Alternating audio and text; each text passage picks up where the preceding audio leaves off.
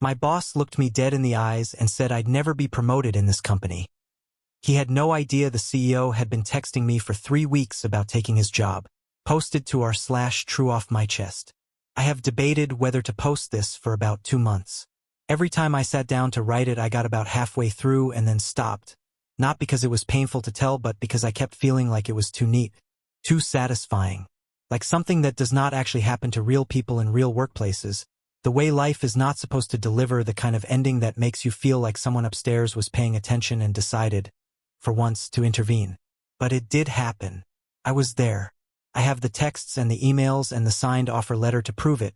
And more importantly, I have the memory of my former boss's face in a conference room doing something I can only describe as a very expensive error in real time. So I am going to tell it. My name is Marcus Webb. I am 38 years old. I spent 11 years working for a mid-sized logistics and supply chain company called Hargrove Distribution, based out of Columbus, Ohio. We were not a glamorous company. We moved things from one place to another efficiently and at scale, which is exactly as unglamorous as it sounds and also exactly as essential as most unglamorous things are. At our peak, we had around 400 employees across 3 regional offices, and the work was complex and demanding, and I was good at it in a way I am not being falsely modest about. I was genuinely, measurably good at it, and I have the performance reviews and the client retention numbers to back that up. My direct supervisor for the last 4 years of my time at Hargrove was a man named Derek Paulson. And Derek Paulson is the reason I am writing this post. Let me tell you about Derek. Derek was 47 when I started reporting to him. He had been at Hargrove for 16 years, which at a company of our size made him something close to institutional furniture. The kind of person who has been there so long that his continued presence feels like proof of competence even when the actual evidence for it is harder to locate. He was the director of regional operations, which was the level directly above my position as senior operations manager. He wore golf shirts to the office on days that were not casual Friday. He used the phrase, "Let's take this offline," to end every conversation he did not want to have. He had the particular confidence of a man who had never been seriously challenged in a professional environment and had mistaken the absence of challenge for the presence of ability. I want to be fair to Derek because I think fairness matters and because he is a human being with a family and a mortgage and probably a dog that he loves. He was not malicious, exactly. He was not the kind of boss who schemes and plots and deliberately undermines. He was something I find, in many ways, more difficult. He was a man who had decided, early and without much examination, what kind of person I was, and who was then completely impervious to evidence that contradicted his assessment. He had decided that I was a workhorse, reliable, productive, useful, but not a strategic thinker, not leadership material. In his mental org chart, I was the kind of person you built systems around, not the kind of person you handed systems to. He never said this explicitly, not for the first 3 years. He said it in the way managers say things without saying them, in how meetings were structured, in who was included on which email threads, in the particular warmth he extended to certain colleagues in front of clients and did not extend to me. I noticed. I am the kind of person who notices things. That, as it turns out, is somewhat relevant to everything that came after.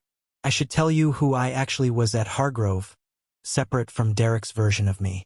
I had joined the company at 27 as an operations coordinator, which is the entry level of operations work, scheduling, logistics tracking, the 1,000 small details that keep a distribution network from collapsing into chaos. I was promoted to operations manager within 18 months, which was faster than the typical track. 3 years after that, I was senior operations manager, overseeing a team of 11 and managing client relationships that represented roughly 30% of our regional revenue. Along the way, I had also done something that was not in my job description and was not asked of me. I had become, quietly and without making a large announcement about it, something of a problem solver for the parts of the business that did not have obvious problem solvers.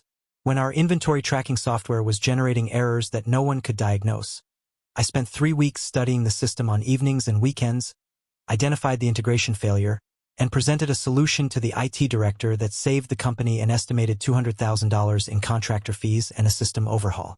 When a key client in our northeastern territory was threatening to walk over a service dispute that had been mismanaged for months, I flew there on a Friday, spent a weekend understanding their actual concerns rather than the concerns that had been reported secondhand, and returned with a restructured service agreement that kept the account and actually grew it.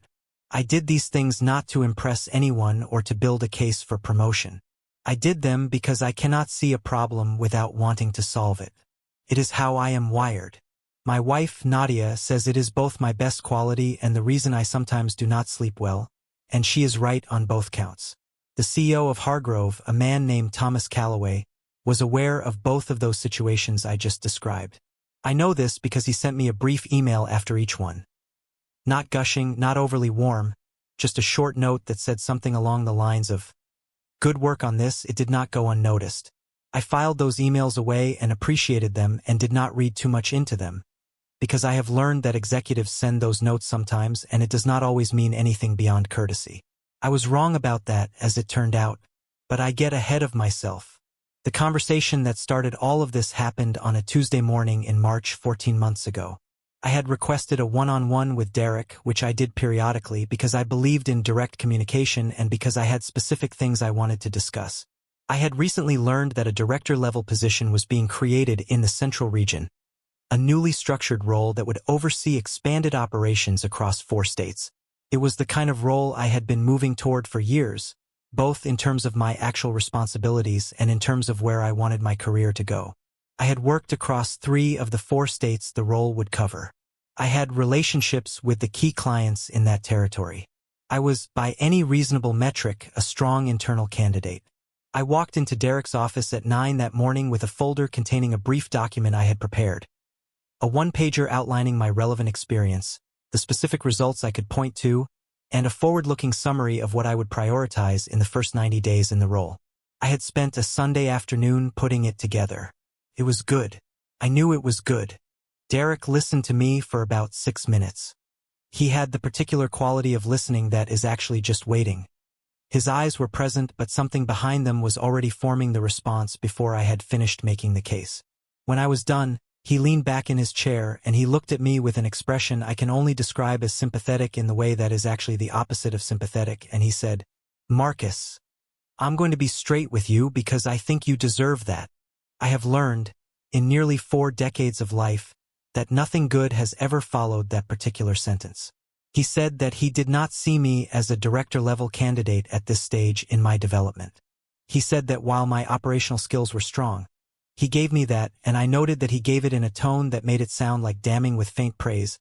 He felt I lacked the executive presence and the strategic orientation that a director role required. He said the new position needed someone who could operate at altitude, which was a phrase he used a lot and which I had come to understand meant someone who thought and communicated the way Derek thought and communicated, which is to say in broad strokes and golf metaphors and with a great deal of comfort in rooms where nothing specific was being decided. He said that the company valued my contributions enormously. He said there would always be a place for me at Hargrove. He said he wanted to be honest with me so I could focus my energy on the right things and not be disappointed.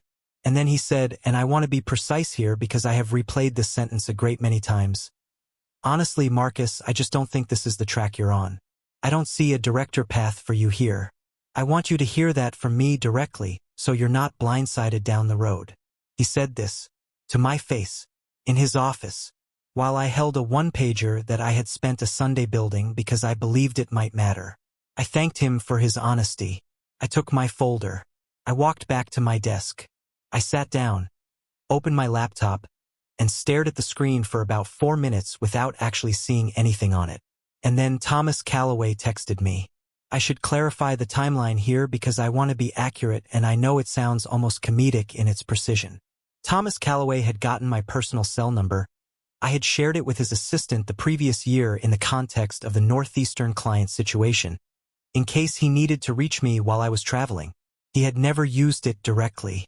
So when my phone buzzed that Tuesday morning with a number I did not immediately recognize, I almost dismissed it as something routine. Then I saw the name he had included in the first text, which identified himself, and I read the message twice. It said, more or less, "Marcus, I've been meaning to reach out about something and I keep letting it get pushed by other things. Do you have 30 minutes for a call sometime this week? Preferably not from the office. Nothing alarming, just something I'd like to discuss with you directly. Nothing alarming, just something I'd like to discuss with you directly. From the CEO." Sent approximately 45 minutes after my boss had told me I would never be promoted. I will admit that I sat with the timing for a moment. And then I replied that I was available Thursday afternoon, and he said Thursday at 4 worked for him. I did not tell Derek. I need to give you some context about Thomas Callaway, because he is an important figure in this story and I want to portray him accurately. Thomas was 55 at the time and had been CEO of Hargrove for 6 years. He was not a showy man. He drove a sensible car, wore sensible suits, had an office that was nice but not extravagant. He had a way of paying attention that felt different from most executives I had encountered. He actually listened when you spoke to him, and he asked follow-up questions that demonstrated he had heard the specific thing you said rather than a general version of it. He was known internally as someone who did not tolerate incompetence but also did not tolerate cruelty, which is a rarer combination in corporate leadership than it should be. He had been doing something over the past 18 months that I was generally aware of but not closely tracking: restructuring. Hargrove had grown faster than some of its systems could handle, and Thomas had decided that the company needed to be rebuilt from the operational core outward if it was going to scale without losing the service quality that had made it successful. He had been reorganizing divisions, redefining roles, and, I now understand, quietly evaluating which people in the organization had the capacity to lead in the new structure. I learned all of this in more detail during our Thursday call. But I suspected some of it even before we spoke because Thomas Callaway was not a man who sent cryptic text messages to mid-level managers without a reason, and I had been paying attention to the restructuring in the way I pay attention to everything that happens within the systems I work inside. The call lasted 52 minutes. I sat in my car in the parking lot of a coffee shop 2 miles from the office, because he had said not from the office and I had taken that seriously. Thomas began by saying he appreciated my discretion and asked me to maintain it, which I agreed to, and then he explained what he was thinking. The restructuring had created a need that he had been wrestling with for several months.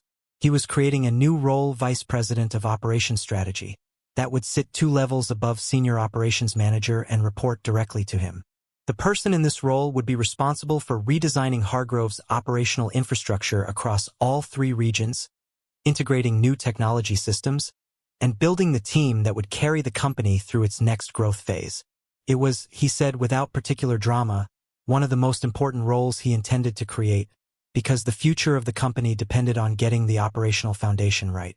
He said he had been looking at internal candidates for several months.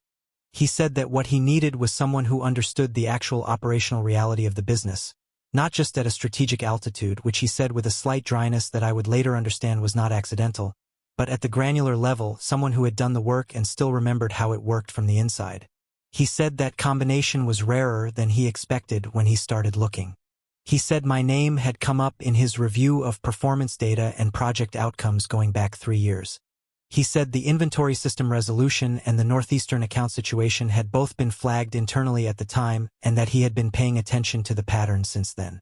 He said, and I want to quote this precisely because I have thought about it many times since, Marcus, the people who actually understand how this company works are not always the ones who get noticed in the conventional ways. I've been trying to correct for that. I was quiet for a moment. And then I said, Thomas, I had a conversation with my manager this morning in which he told me he did not see a director-level path for me at this company. There was a pause on his end of the line. And then he said, I know Derek. Tell me more about that conversation. I told him, precisely and without editorializing, the way I tell most things. When I finished, Thomas was quiet for about 5 seconds, which is longer than it sounds in a telephone silence. He said, I appreciate you telling me that. It's useful information. Now let me ask you something more important. Are you interested in what I'm describing? I said yes, without hesitation. He said good, and that he would like to move forward with a more formal process, and that he would be in touch with next steps. He asked me again to keep the conversation confidential for now. I said of course. I drove home. Nadia was in the kitchen making dinner and she looked at me when I came in and said, What happened? Because she has known me for 13 years and she can read my face like a document she has studied carefully. I sat down at the kitchen table and told her everything, and she put down the spoon she was holding and sat across from me and said, very quietly, Marcus, it's happening. I said I did not want to get too far ahead of myself. She gave me the look that means she knows me better than I know myself and went back to stirring the pot. The formal process that followed was conducted with a discretion I respected enormously. Thomas worked through his chief people officer, a woman named Sandra Okafor, who reached out to me the following week to begin what was described in her email as an executive candidate conversation.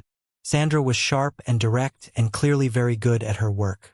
We met 3 times over the course of 6 weeks.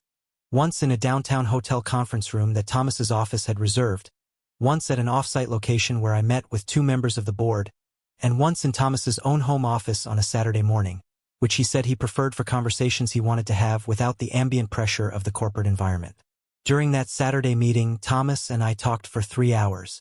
About the company, about my vision for what operational excellence could look like at Hargrove, about the specific problems I had already identified and the solutions I had mentally blueprint. He asked hard questions and I gave him honest answers, including honest answers about the things I did not know and the ways I would need support.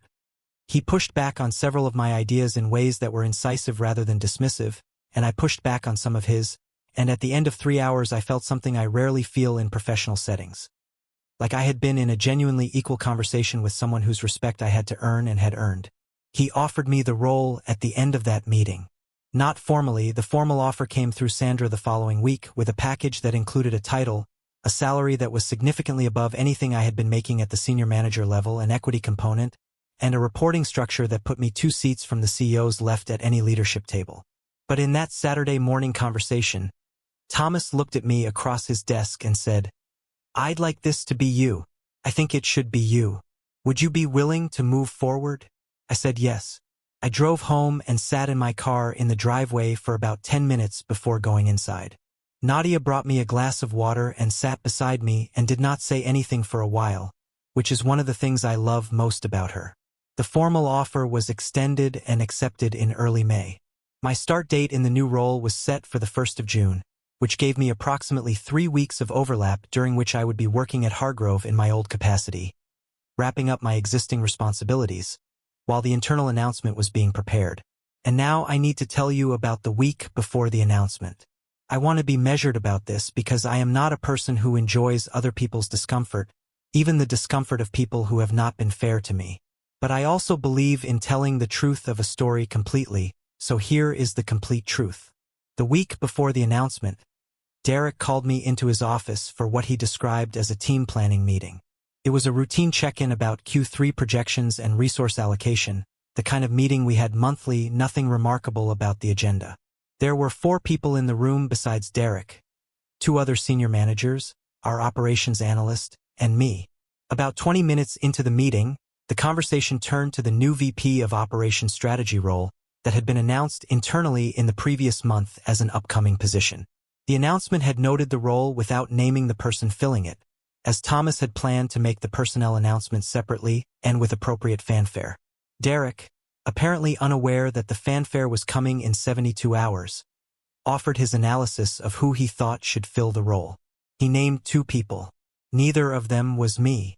One was a director from our Western region who was, by any measure, competent but who I knew from personal experience had almost no understanding of the technology integration challenges the role would require.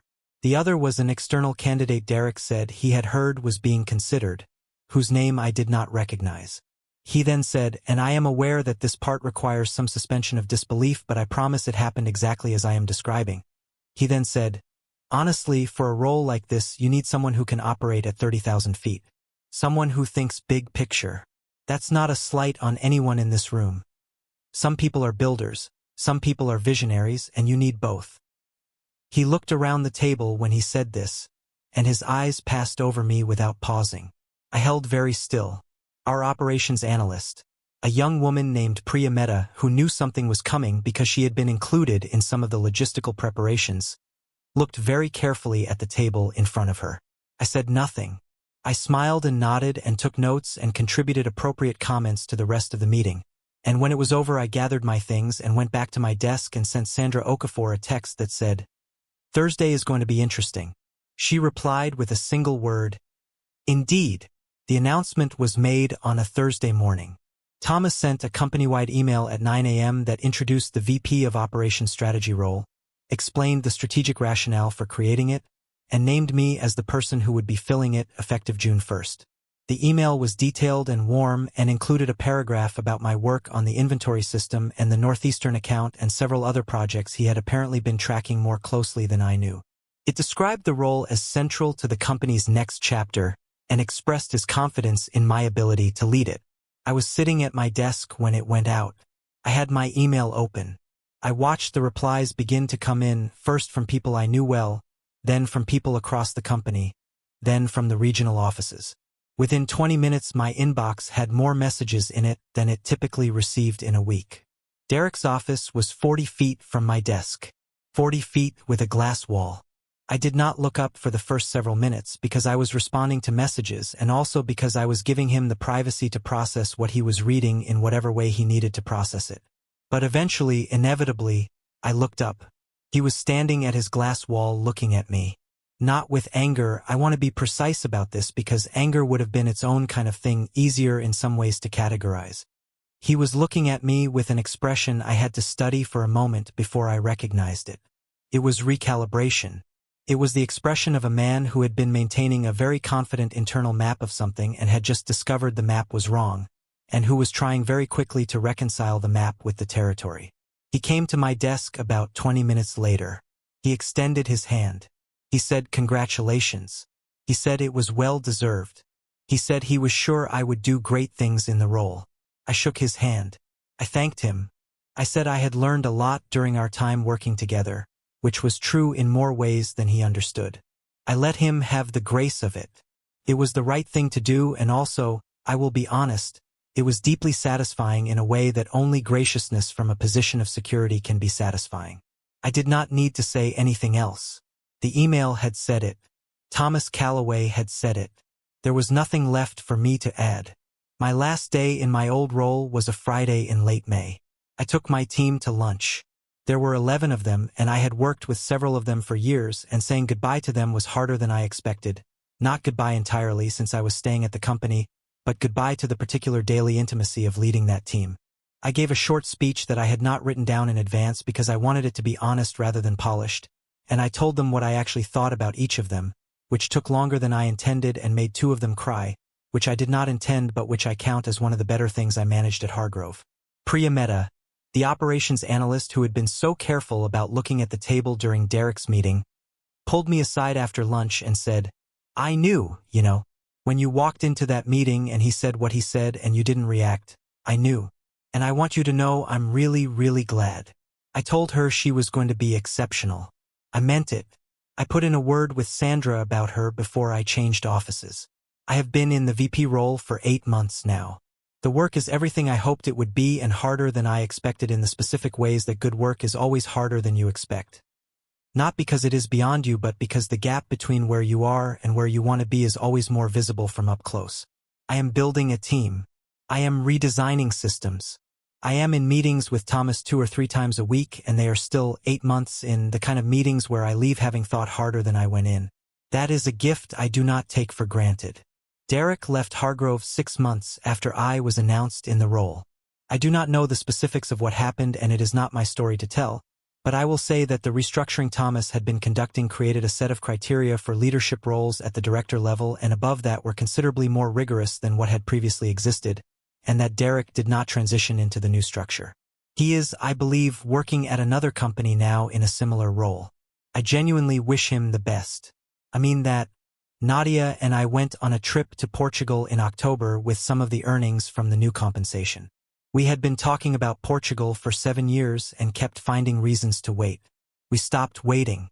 We ate extraordinary food and walked entirely too much and argued happily about which city we preferred and came home more settled than we had left, which is what good travel does for you. I said at the beginning of this post that I kept stopping because the story felt too neat, and I stand by that observation. There is something in its shape that feels engineered, like a story someone would construct to deliver a specific lesson, rather than the genuinely chaotic and uneven thing that actual life tends to be. But I also think there is something true in it that is worth extracting, separate from the satisfying timing and the glass wall and the handshake and all the cinematic texture of it.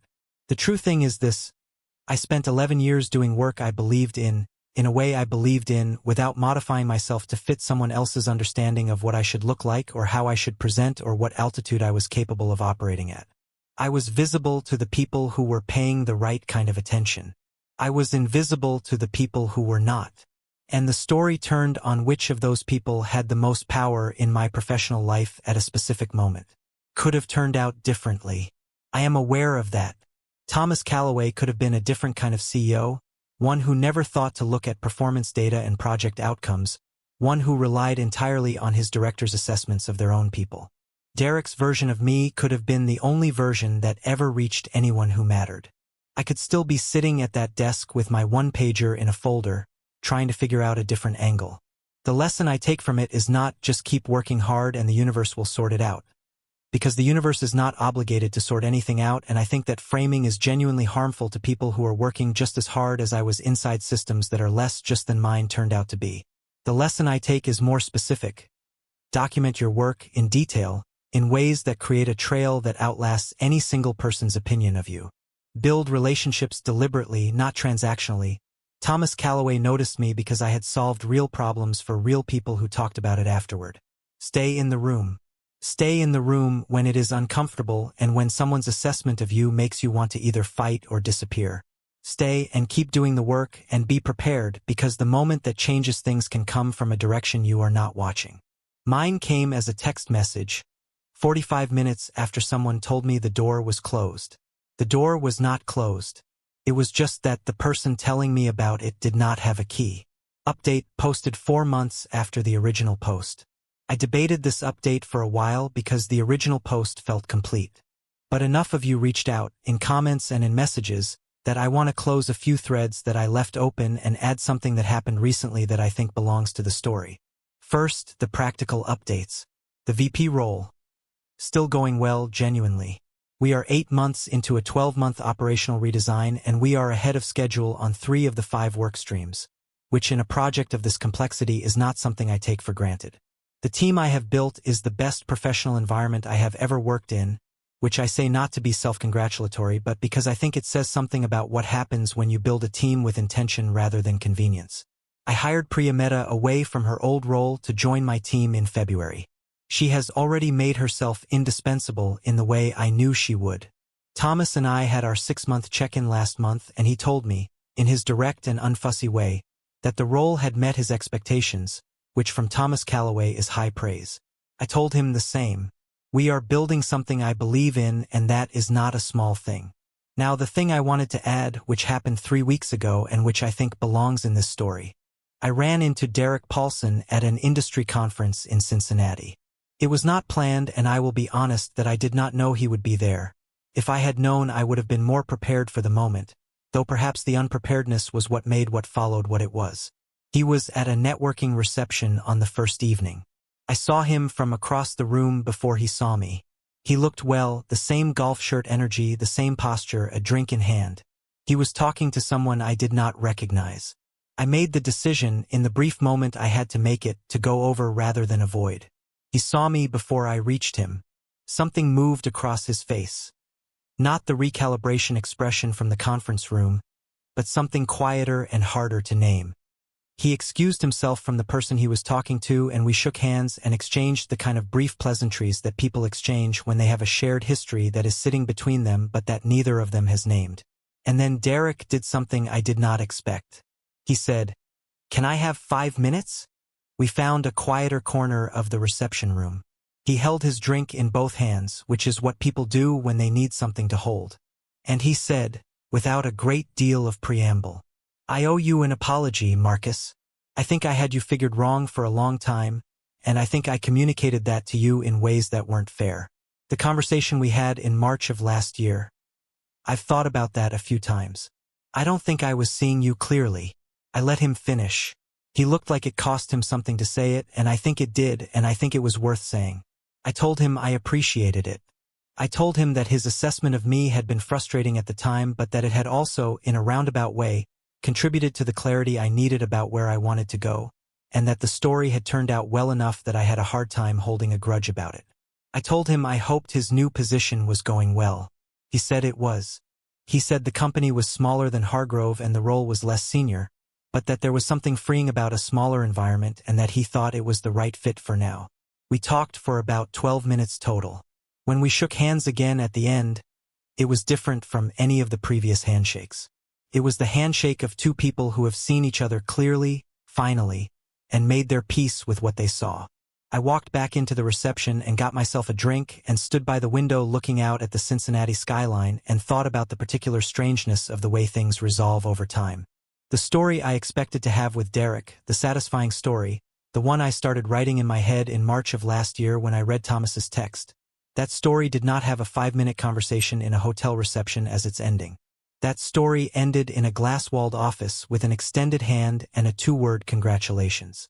This ending was different. This ending was something I did not write for and did not expect and did not need in any particular way, but which I am glad to have. It made the whole thing rounder, more human, more like what actually happens when enough time passes and people are honest enough to use it well. I want to close with something Nadia said to me the night after we got back from Cincinnati, when I told her about the conversation with Derek. She listened the way she always listens, completely without rushing toward a conclusion, and then she was quiet for a moment and then she said, "You know what I think? I think the best thing that happened in all of this isn't the promotion or the salary or Thomas believing in you. I think the best thing is that you stayed yourself through all of it. You didn't get small when Derek made you feel small. You didn't get big when Thomas made you feel seen. You were just Marcus doing the work the whole time." I told her that was the most she had said about the whole situation in over a year. She said, "I was waiting until I had the right words. 13 years. And she still surprises me. That is the whole story. That is all of it. Take care of yourselves. Do the work. Stay in the room. Edit." Several people asked what the inventory system issue was specifically. The short version: a third-party integration between our warehouse management software and our ERP system was generating duplicate entries during batch processing windows, which was causing inventory counts to drift in ways that only became visible at month-end reconciliation. The fix involved a middleware patch and a revised processing schedule. It took me 3 weeks to understand the problem well enough to explain it to someone who could fix it. I am telling you this because I want to be clear that unglamorous problem-solving is the actual work, and it is worth doing carefully. Edit 2. For everyone asking whether I felt guilty about not telling Derek what was happening during the 6 weeks of the process, no. Thomas asked me to keep it confidential and I honored that. It was not my announcement to make. And frankly, Derek had given me no particular reason to do him any favors in that season. Edit 3. Nadia read this post and said I described her correctly and that she is glad I included her water glass moment in the driveway because it is her favorite part of the story. She also said I should have mentioned that she was right about Portugal from the beginning and that we should have gone 5 years ago. She was right about Portugal from the beginning. We should have gone 5 years ago.